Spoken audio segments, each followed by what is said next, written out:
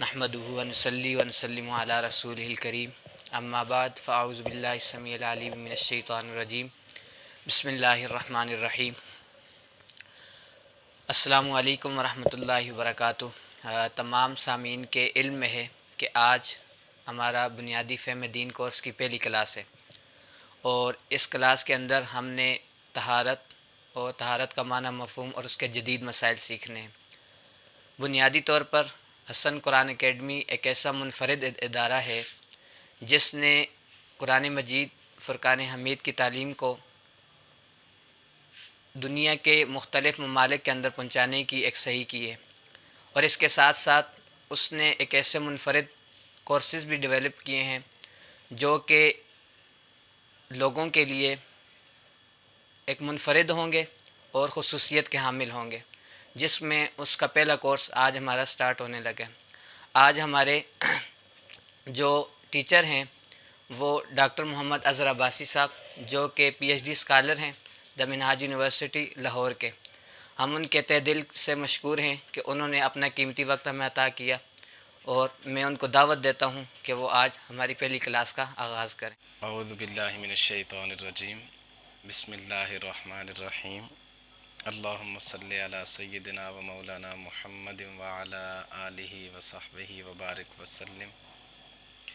ربی یسر ولا تعسر وتمم بالخیر. نحمدہ ونصلی ونسلم علی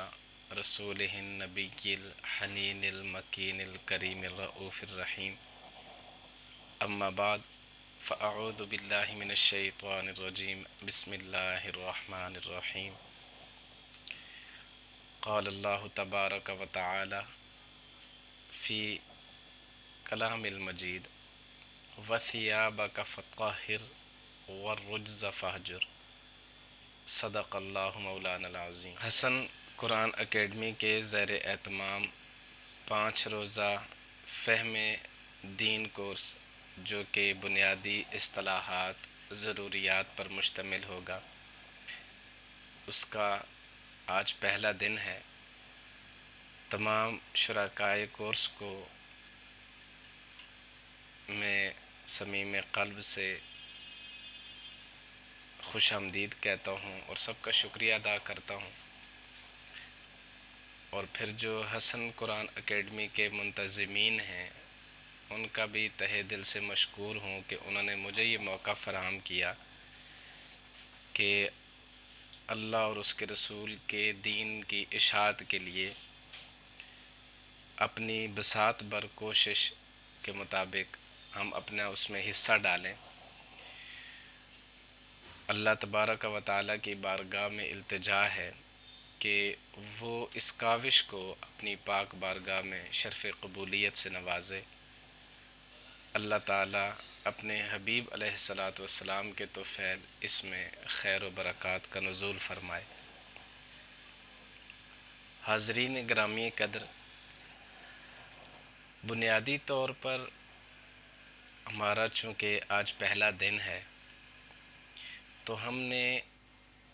طہارت سے اپنی گفتگو کا آغاز کرنا ہے. یہ اس لیے بھی ضروری ہے کہ اسلامک جورسپروڈنس یا فقہ کی ہم کوئی بھی کتاب پڑھتے ہیں تو ہمیں سب سے پہلے جو اولین چیپٹر باب ملتا ہے وہ ہے کتاب الطہارت. یہ کیوں ضروری ہوتا ہے؟ اس لیے کہ جو بھی عبادات ہیں نماز کی صورت میں، نماز چونکہ ارکان اسلام میں شہادتین کے بعد بدنی عبادت میں دین کا پہلا رکن ہے، تو اس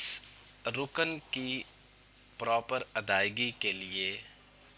پائٹی، پیورٹی، طہارت اس کا ہونا وہ ضروری ہے، وہ لازم ہے. ظاہر ہے نجاست کی صورت میں، ناپاکی کی صورت میں یہ عبادت نہیں ہو سکتی. یہی وجہ ہے کہ ہم نے آج سب سے پہلے اس فہم دین کورس کی جو بنیادی ضروری اور اہم اس میں باتیں ہیں، اس میں آج کا عنوان وہ ہم نے طہارت کا معنی، اس کا مفہوم اور اس کی ضرورت اور اہمیت، اور پھر جو جدید طہارت سے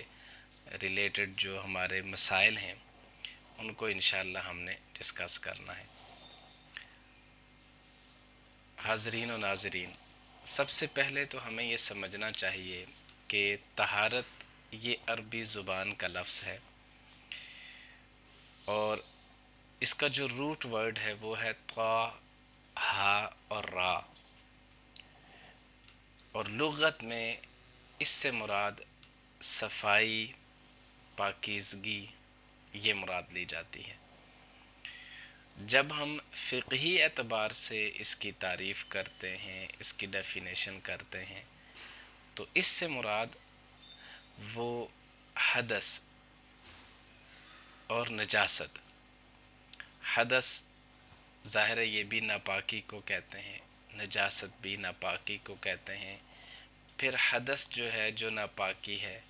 یا نجاست، یہ دو طرح سے ہوتی ہے، ہم اس پر تفصیلاً ابھی انشاءاللہ اس کا آغاز کریں گے۔ تو بنیادی طور پر جو حدث یا نجاست ہے، اس سے پاکیزگی حاصل کرنا، فقہی اصطلاح میں اس کو طہارت کہتے ہیں۔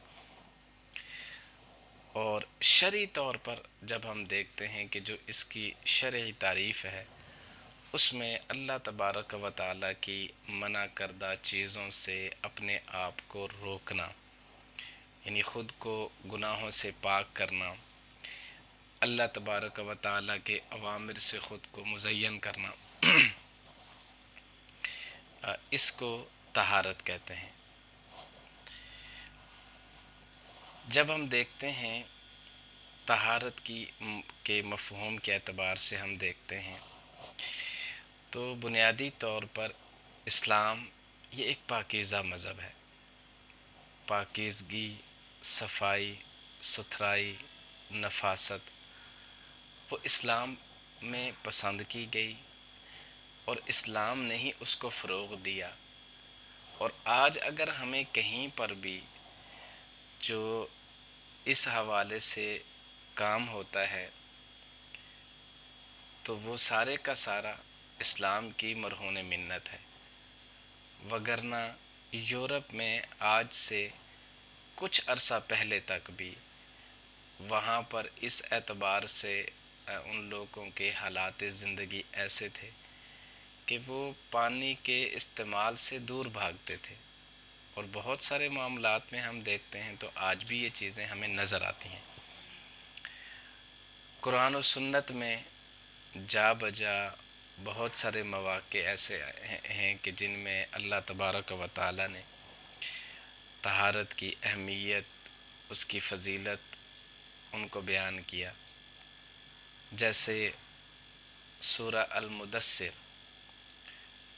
اس میں اللہ تبارک و تعالیٰ نے حضور علیہ السلام کے طفیل تمام جمیع انسانیت اور خاص طور پر امت مسلمہ کو یہ حکم دیا، وَثِيَابَكَ فَطَّهِّرْ وَالرُّجْزَ فَاهْجُرْ، اور اپنے کپڑے وہ پاک رکھیں، وَثِيَابَكَ، اور آپ کے کپڑے، فَطَّهِّرْ پس ان کو پاک رکھیں، وَالرُّجْزَ فَاهْجُرْ، اور جو گندگی ہے اس سے احتراز کریں، اس سے بچیں۔ اسی طرح سورہ المائدہ، اس کی آیت نمبر 6 میں ارشاد فرمایا، وَإِن كُنتُمْ جُنُبًا فَطَّهَّرُوا، کہ اگر تم جنبی ہو جاؤ تو طہارت حاصل کرو۔ سورہ بقرہ میں اللہ تبارک و تعالیٰ نے ارشاد فرمایا، ان اللہ یحب التوابین ویحب المتطہرین، کہ بے شک اللہ تبارک و تعالیٰ وہ توبہ کرنے والوں کو اور خوب طہارت کرنے والوں کو محبوب رکھتا ہے، ان کو پسند کرتا ہے۔ اسی طرح اگر ہم حضور علیہ السلام کی حدیث مبارکہ پر غور کریں اور ان کا مطالعہ کریں تو حضور علیہ السلام نے ارشاد فرمایا، الطہور شطر الایمان، طہارت و صفائی نصف ایمان ہے۔ اسی طرح آقا علیہ الصلوۃ والسلام کا ارشاد مبارک ہے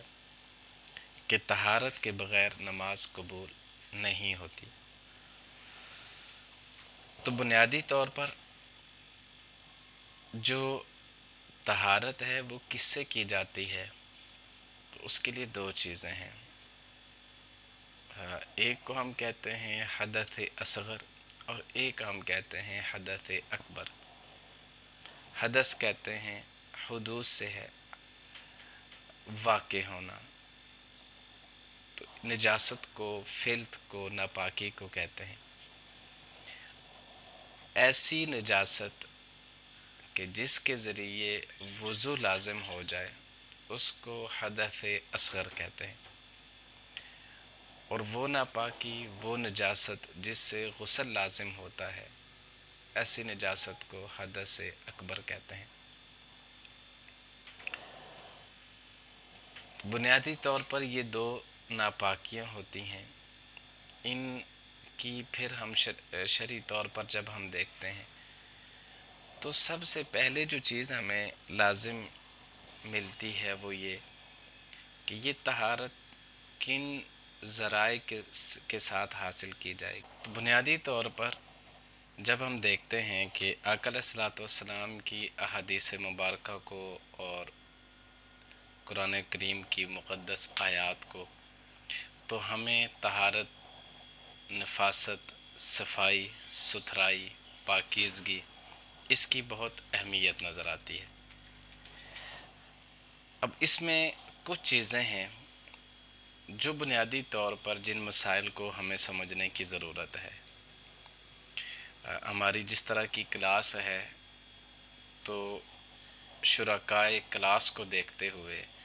مجھے اندازہ ہے کہ میں ان چیزوں کو سکپ کر رہا ہوں کہ جو شاید کہ کلاس کی ٹائمنگ اور وقت کے لحاظ سے کمپیریٹیولی ایسی چیزیں کہ جو زیادہ ضروری ہیں ان چیزوں کے مقابلے میں کہ جو کم ضروری ہیں ان کو ہم چھوڑتے ہوئے آگے گزرتے ہیں، تاکہ شرکائے کلاس ان کو دیکھتے ہوئے اور کلاس کے وقت کو دیکھتے ہوئے جو ضروری مباحث ہیں انہی پر اکتفا کرنے کی میں کوشش کروں گا، وگرنہ طہارت، صفائی، ستھرائی، نجاست، اس کی ضرورت اور اہمیت پر بہت زیادہ کتابوں میں بیان کیا گیا ہے۔ پھر جہاں انسان کا جسم وہ فریش ہوتا ہے وہیں پر اس کی جو سول ہے وہ بھی بنیادی طور پر طہارت کی وجہ سے انسان کو باطنی طور پر بھی تازگی حاصل ہوتی ہے، فریشنس حاصل ہوتی ہے۔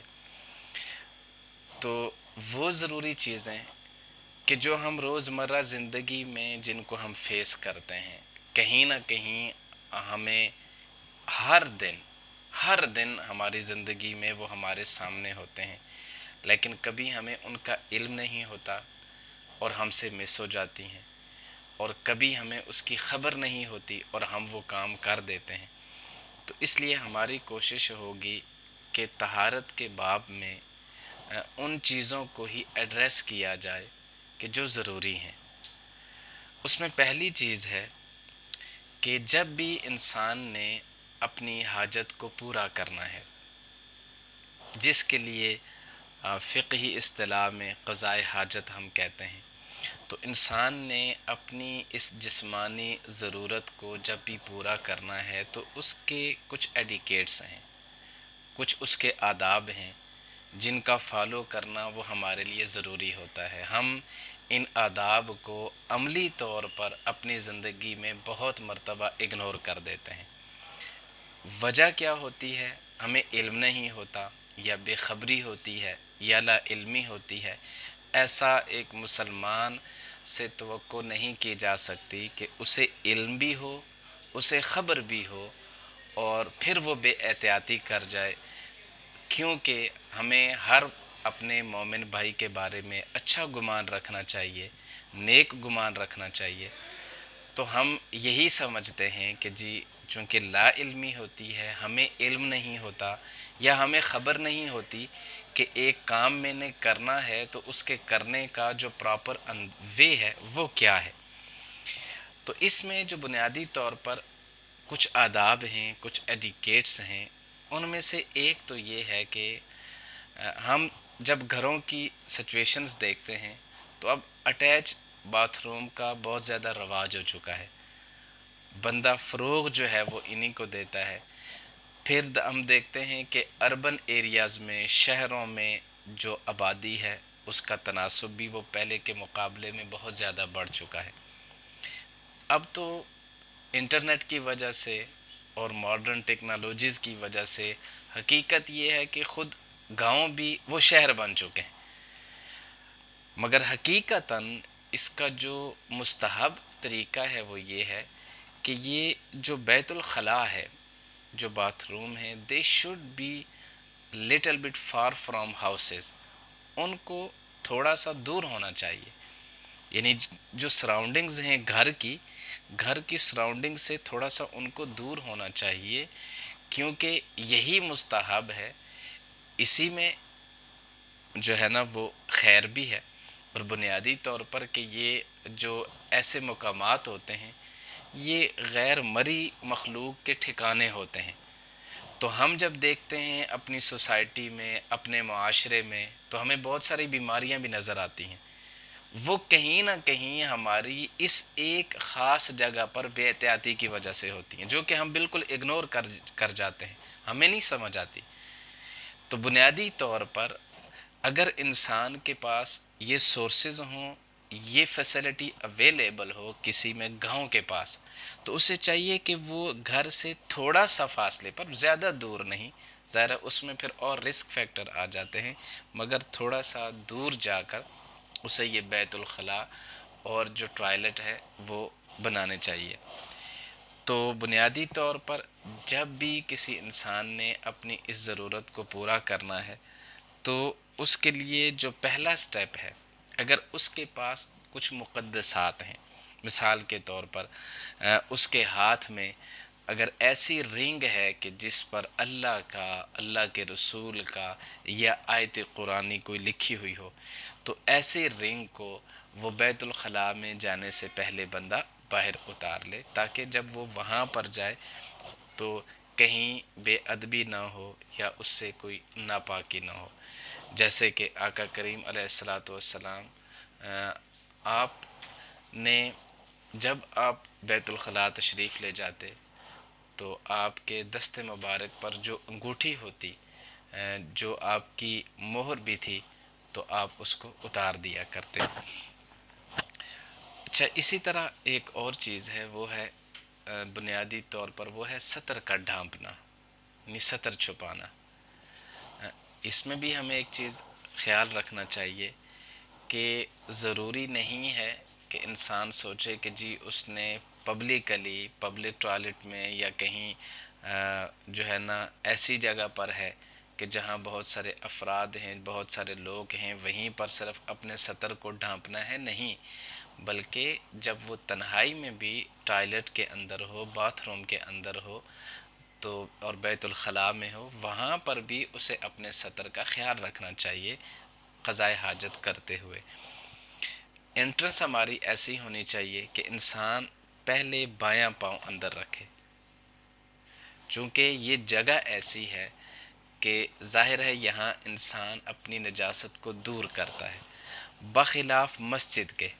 کہ مسجد میں ہم داخل ہوتے ہیں تو مستحب، مباح اور پسندیدہ عمل یہ ہے کہ ہم رائٹ سٹیپ پہلے لیں، یعنی کہ پہلے ہم رائٹ یعنی کہ دایاں قدم آگے رکھیں اور پھر بایاں، جبکہ بیت الخلاء میں جاتے وقت وہ انسان کو بایاں قدم اندر پہلے لے کر جانا چاہیے اور دایاں اس کے بعد۔ پھر انسان کوشش کرے، آج کل آپ نے بہت مرتبہ دیکھا ہوگا کہ ہم گھروں میں ٹوائلٹ بنا لیتے ہیں، مگر اس کی ڈائریکشنز کو وہ من و ان فالو نہیں کیا جاتا، اس کا دھیان نہیں رکھا جاتا، اور بنیادی طور پر قبلہ رخ ہونے اور پشت کعبے کی طرف کرنے ان دونوں چیزوں سے انسان کو اوائڈ کرنا چاہیے، یعنی کہ نہ کعبے کی طرف انسان کا رخ ہو اور نہ ہی کعبے کی طرف انسان کی پشت ہو۔ دیہاتوں میں رہنے والے، پہاڑوں میں رہنے والے اور عام طور پر جو ہے صحراؤں میں رہنے والے، یعنی ایسے لوگ جن کے پاس جو شہروں میں نہیں رہتے اور گاؤں میں رہتے ہیں، کسی بھی گاؤں میں، وہ شہری آبادی سے قریب ہوں یا وہ نادرن ایریاز آ جاتے ہوں کہ جہاں پر گاؤں بھی پہاڑوں میں ہوتے ہیں، تو وہاں پر ایک چیز دیکھی گئی ہے یا ہم عام طور پر بہت مرتبہ اس کا مشاہدہ کرتے ہیں، راستے ہوتے ہیں اور وہاں پر انسان اپنی حاجت کو پورا کرتا ہے، جبکہ آقا کریم علیہ الصلوۃ والسلام نے راستوں میں قضائے حاجت کو پورا کرنے سے منع فرمایا، جس طرح سے کہ اسٹریم پانی چلتا ہو اور اس چلتے پانی میں بھی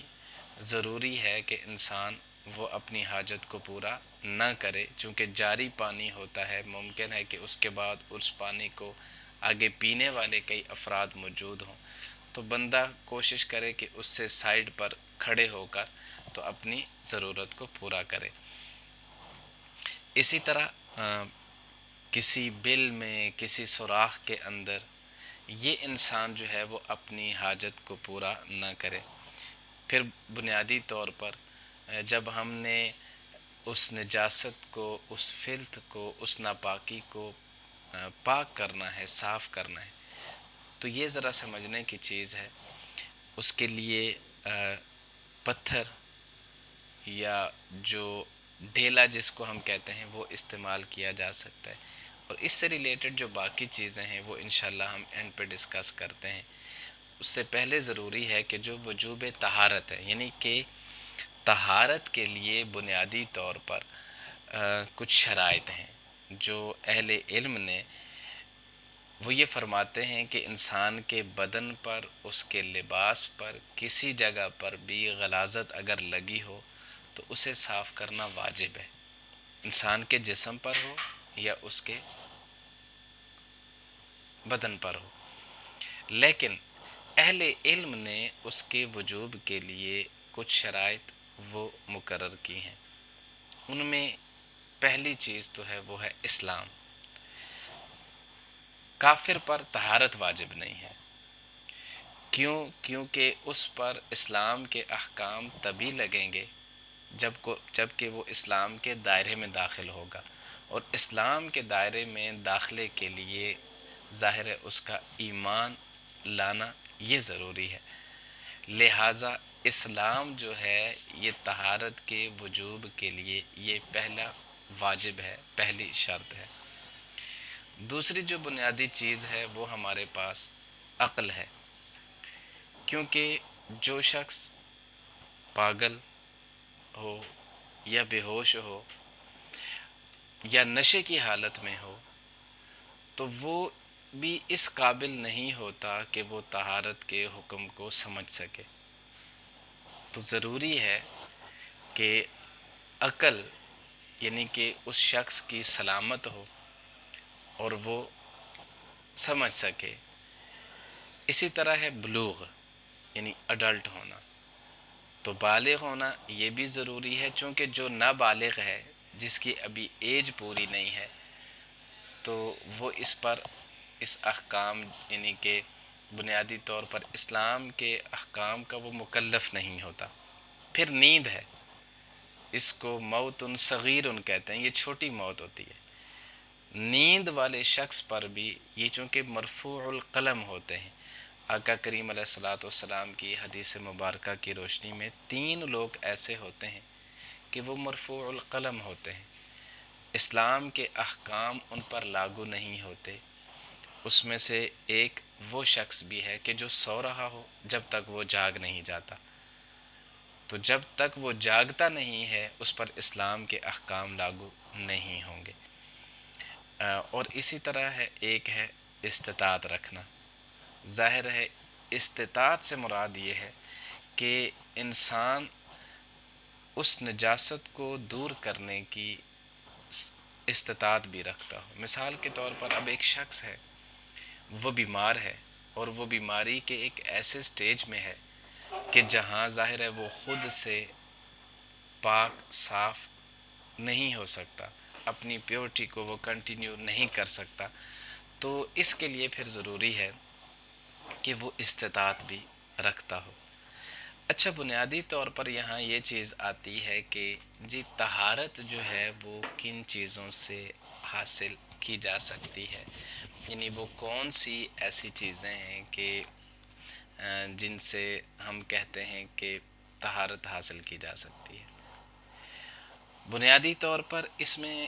چند چیزیں ہیں وہ یاد رکھنے والی ہیں۔ ہر وہ چیز جو قابل احترام ہے، جو قابل احترام ہے، اس سے طہارت نہیں حاصل کی جائے گی۔ پانی ہے تو پانی کا پاک ہونا، صاف ہونا ظاہر ہے یہ تو ضروری ہے۔ باقی ڈیٹیل آپ کو بہت اچھے سے پتہ ہوگی کہ جب ہم کتب فقہ پڑھتے ہیں تو اس میں پانی کی 7 اقسام بیان کی جاتی ہیں۔ یہ جو 7 طرح کا پانی ہوتا ہے،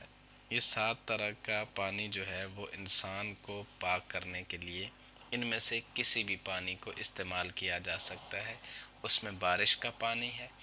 برف کا پانی ہے، دریا کا پانی ہے، ندی کا پانی ہے، آبشار کا پانی ہے، اولوں کا پانی ہے، کسی ٹیوب ویل کا پانی ہے۔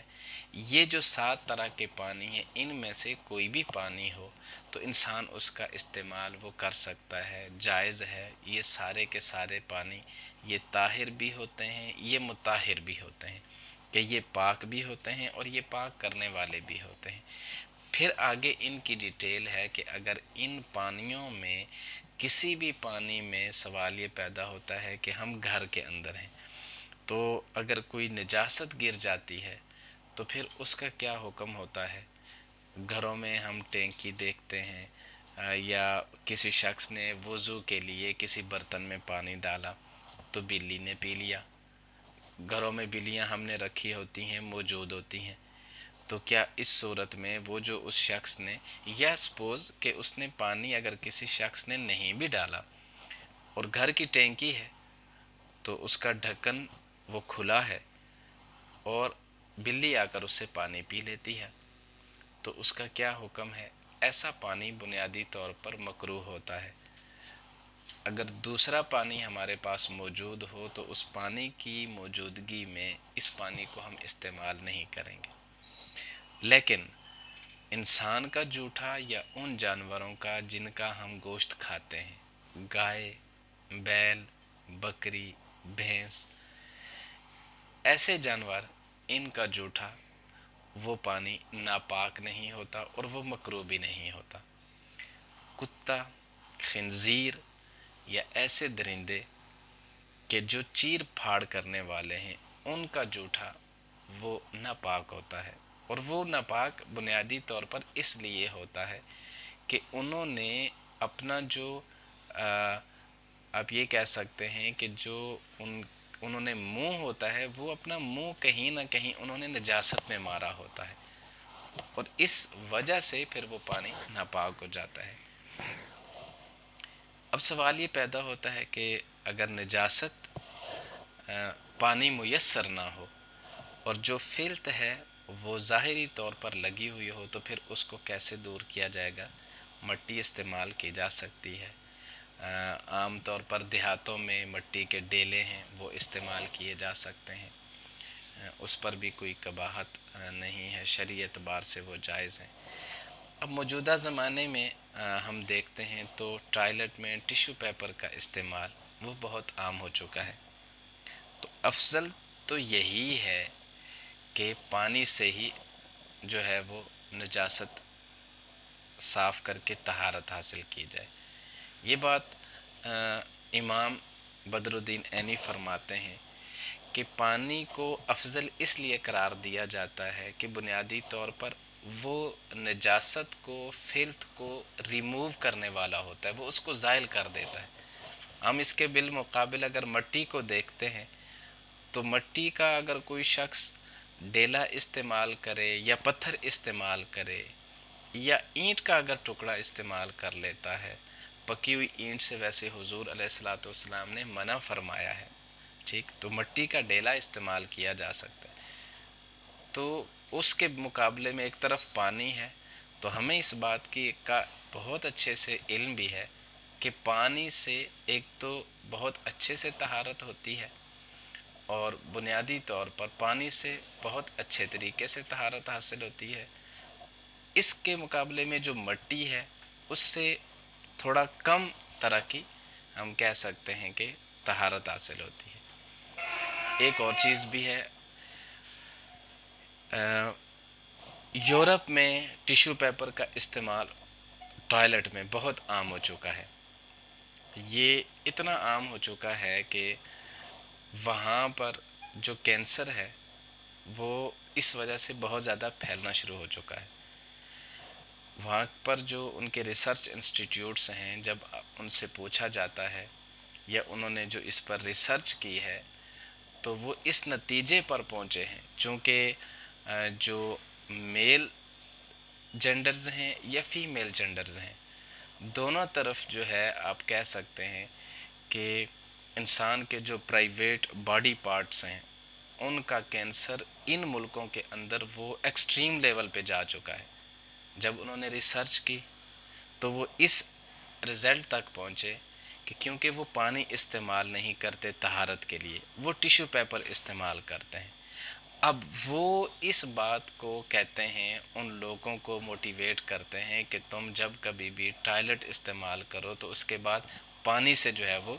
تمہیں واش کرنا چاہیے۔ یہ یورپ آج کہتا ہے۔ سائنٹیفکلی جب ہم دیکھتے ہیں 21ویں صدی میں جب جو سائنس ہے وہ مریخ تک پہنچ چکی ہے، جبکہ قربان جائیں آقا علیہ الصلوۃ والسلام پر کہ آپ نے 1450 سال پہلے فرما دیا تھا کہ ظاہر ہے کہ جو پانی ہے وہ انسان کو بہترین طور پر وہ پاک کرتا ہے۔ ایک دوسری چیز اس میں ہمارا جو ہم دیکھتے ہیں کہ ایشو ہوتا ہے وہ ہے کموڈ کا استعمال۔ ہم دیکھتے ہیں کہ یعنی یا عام طور پر ہم اس کو انگلش ٹوائلٹ کہہ دیتے ہیں۔ ایک نارمل سیٹ ہوتی ہے، ایک کموڈ ہوتا ہے۔ یاد رکھیں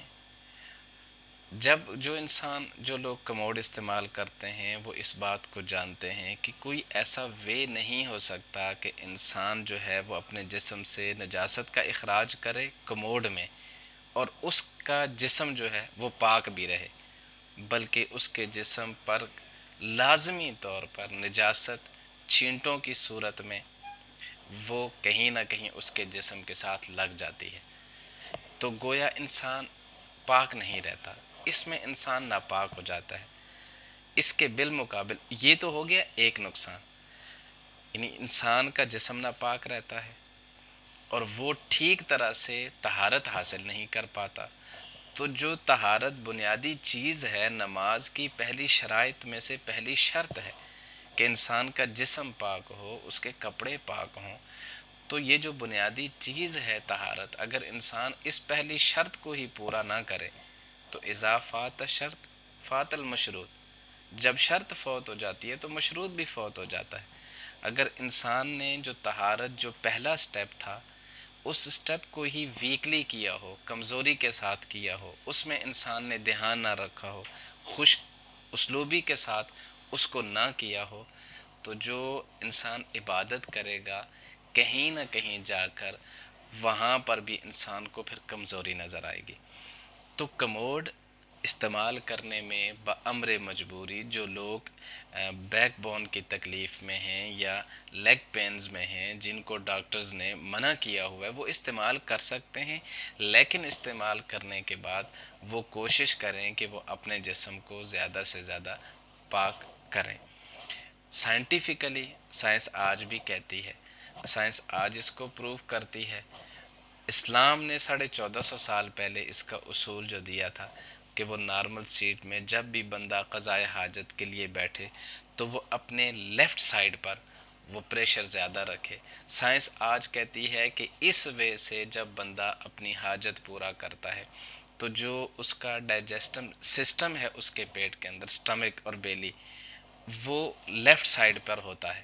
اور اس سے انسان کو طہارت میں، پاکیزگی میں انسان کو پھر راحت بھی ملتی ہے، اور اس کا معدہ بھی کمپلیٹلی خالی ہوتا ہے۔ اس کے بالمقابل ان نیچرل وے، غیر فطری طریقوں سے جب کبھی بھی انسان اپنی حاجت اور ضرورت پورا کرنے کی کوشش کرے گا، تو جہاں انسان اپنے جسم کا نقصان کرے گا، وہیں پر انسان اپنے باطن کا بھی نقصان کرے گا۔ اور ون لاسٹ تھنگ وہ یہ ہے کہ جب ہم بیماری میں دیکھتے ہیں، ظاہر ہے اللہ تبارک و تعالی، وہ اس کا بہت بڑا کرم ہے کہ اس نے صحت کی نعمت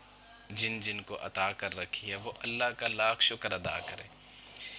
مگر بیماری بھی اس کی طرف سے آتی ہے۔ اللہ تعالیٰ جب کسی پر بیماری دے تو اسے اس میں کامل صبر کرنے کی توفیق عطا فرمائے۔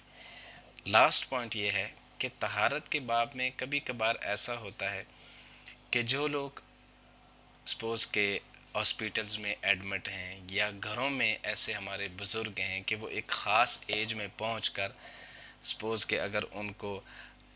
کسی کو فالج کا اٹیک ہو جاتا ہے، تو اب ظاہر ہے the whole body is going to stick, کہ ساری باڈی وہ پیرالائزڈ ہو جاتی ہے، وہ انسان موو نہیں کر سکتا، وہ ٹوائلٹ تک نہیں جا سکتا، واش روم تک نہیں جا سکتا۔ تو جہاں پر فیسلٹیز اویلیبل ہیں وہ تو بات ٹھیک ہے، مگر ہم پاکستان کے جو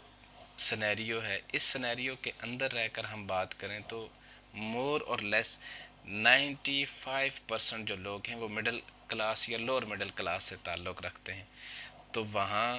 وہ ہائی فائی فیسلٹیز اویلیبل نہیں ہوتی کسی بھی ایسے پیشنٹس کے لیے۔